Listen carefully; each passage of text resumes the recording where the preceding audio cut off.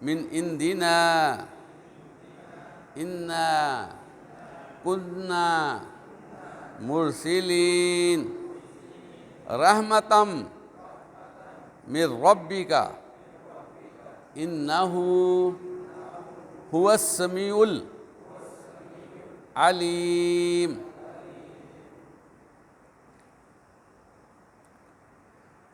ہمارے ہاں سے حکم ہو کر بے شک ہم ہی پیغمبر کو بھیجنے والے ہیں،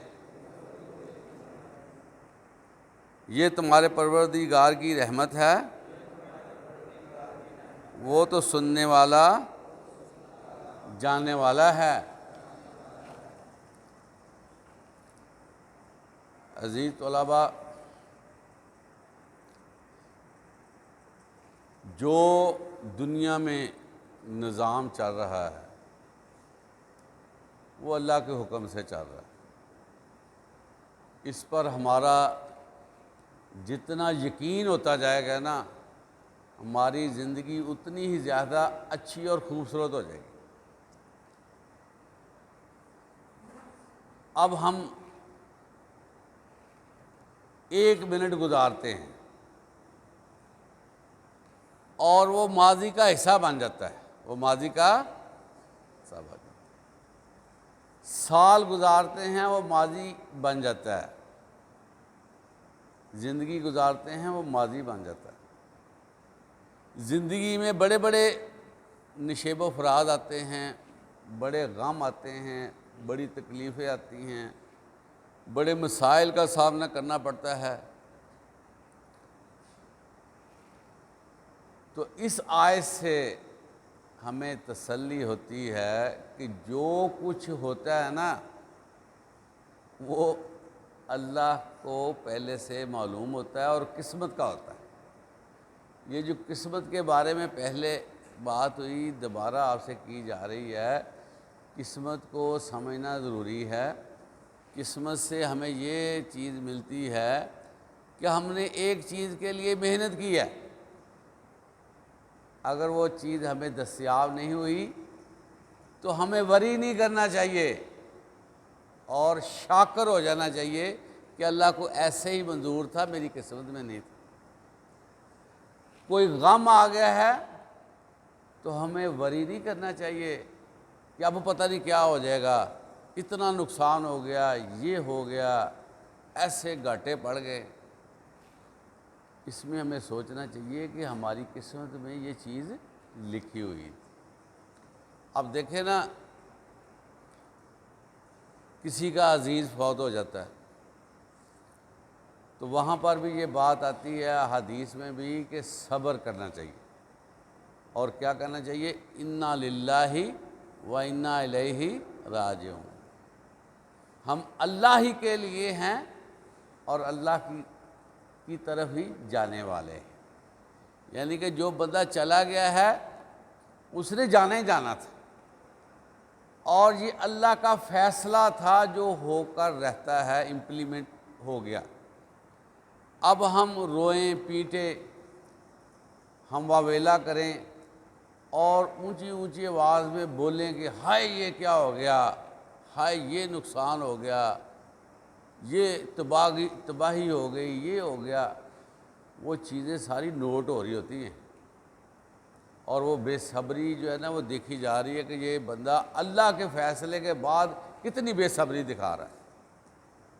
مساجد میں جو اعلانات ہوتے ہیں نا، اس میں کہا جاتا ہے کہ فلاں ابن فلاں قضائے الہی سے وفات پا گئے ہیں، تو ذرا غور کیا کریں اعلان پہ، قضاء کا مطلب ہوتا ہے اللہ کے اذن سے، اللہ کے حکم سے، قضائے الہی اللہ تعالیٰ کی رضا سے وہ بندہ فوت ہوا ہے۔ تو اب ہم اس میں ریاکشن دیں، گلے شکوے کریں، تو یہ چیز جو ہے یہ ہمیں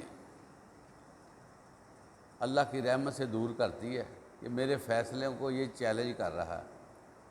تو اس لیے جو لمحہ اب آنے والا ہے نا، وہاں پر ہمیں زور لگانا ہے، وہاں پر محنت کرنی ہے، وہاں پر ہم نے اپنی ایفرٹس کو یقینی بنانا ہے، وہاں پر سستی نہیں کرنی، اور اللہ پر بھروسہ کرتے ہوئے ہم نے محنت کرنی ہے۔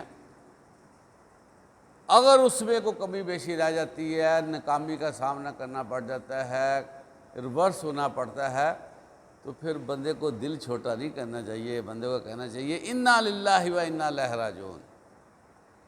کوئی گھاٹا پڑ جائے، کوئی تکلیف آ جائے، اس وقت بھی یہ انا للہ و انا الیہ راجعون پڑھنا چاہیے، اور اپنے دل کو جو ہے وہ سنبھالنا چاہیے کہ یہ جو کچھ منظور تھا ہو۔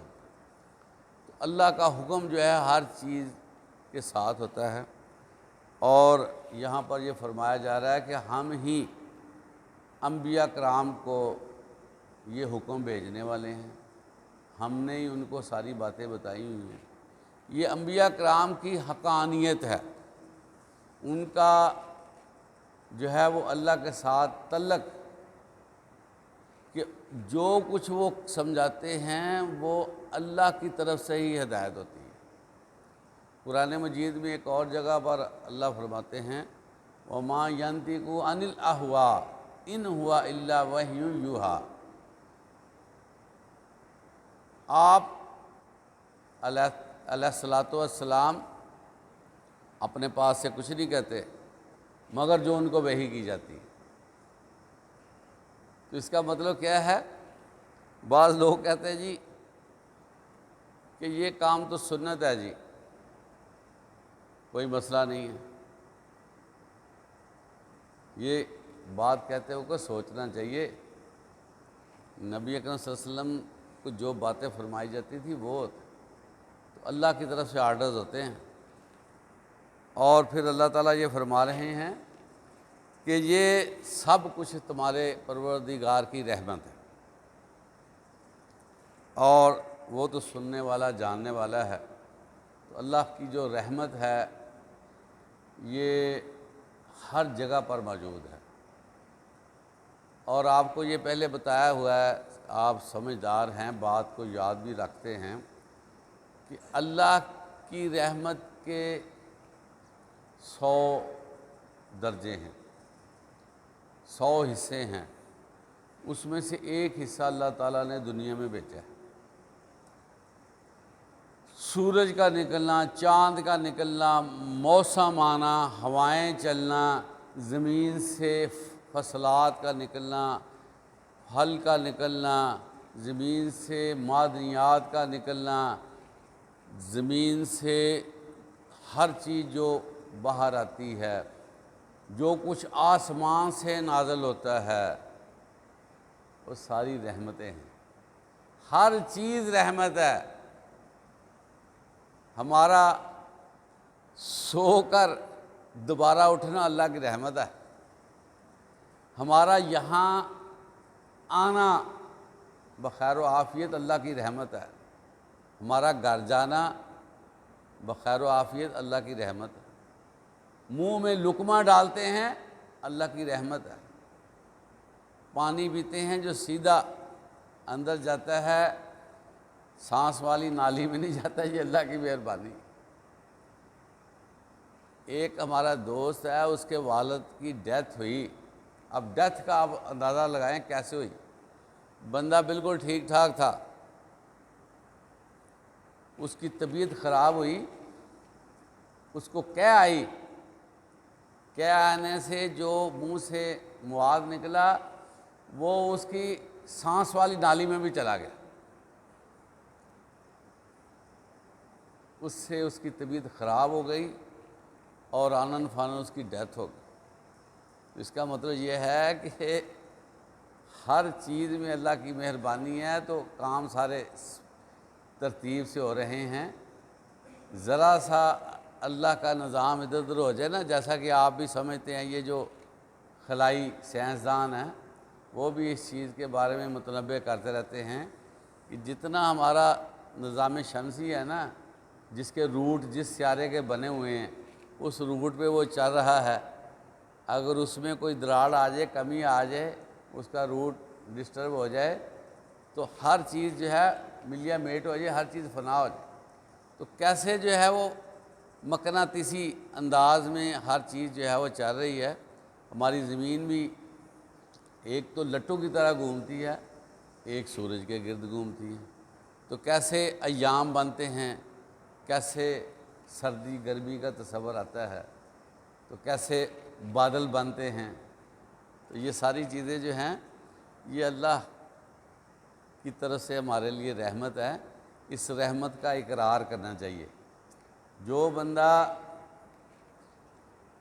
کھانا کھانے کے بعد اللہ کا شکر ادا کرتا ہے نا، وہ ایسے جیسے روزہ دار کو ثواب دیتا اللہ۔ اندازہ کریں آپ، اللہ کو اتنا شکر پسند ہے انسان کا کرنا کہ ہم کہتے ہیں یا اللہ تیرا شکر، الحمدللہ تو نے کھانا کیا، تو اللہ خوش ہوتا ہے، اور ایسے خوش ہوتا ہے جیسے کسی نے روزہ رکھا۔ تو اللہ کی یہ رحمتیں ہیں، چھوٹی چھوٹی بات پہ وہ ہم سے خوش ہو جاتا ہے۔ اللہ تعالی ہمیں اپنا محبوب بنائے، فرما بردار بنائے، ہم اللہ کے ساتھ متعلق ہو جائیں۔ وہ ہمارا رب ہے، ہمارا خالق ہے، ہمارا آقا ہے، سارے معاملات ہمارے اللہ کے ساتھ وابستہ ہیں۔ کتنی عظیم ہستی ہے۔ ساری دنیا کے رشتے ٹوٹ جائیں، ایک رشتہ اللہ کے ساتھ قائم رہے تو کافی ہے۔ سارے رشتے ہمارے ساتھ ہوں، اللہ سے رشتہ ٹوٹا، ہر چیز ختم۔ کتنا اہم رشتہ ہے۔ ویسے ہی وہ ہمارا مالک ہے، ہمارا رب ہے، تو اس سے تو والہانہ محبت عقیدت کتنی ہونی چاہیے بتائیں۔ یہ جو ہے نا اللہ سے محبت، یہ اتنی ضروری ہے جس کا اندازہ کوئی نہیں ہے۔ ہمیں اللہ تعالیٰ نے پیدا کیا ہے اور ہماری شکلیں خوبصورت بنائی ہیں، ہمارے لیے سارے اہتمام کیے ہیں، دنیا سجائی ہے، تو بتائیں اس رب کا شکر بنتا کہ نہیں بنتا؟ اس کے آگے جھکنا بنتا کہ نہیں بنتا؟ اس کے آگے سجدہ بنتا کہ نہیں بنتا؟ سوچا کریں، اور جو ہے وہ اللہ کے ساتھ روابط استوار کر لیں۔ رمضان المبارک کا بھی مہینہ ہے، مبارک مہینہ ہے۔ قرآن مجید کے ساتھ ہمیشہ اپنے آپ کو ٹچ رکھیں، سمجھیں، اور جو ہے وہ اس سے استفادہ کریں۔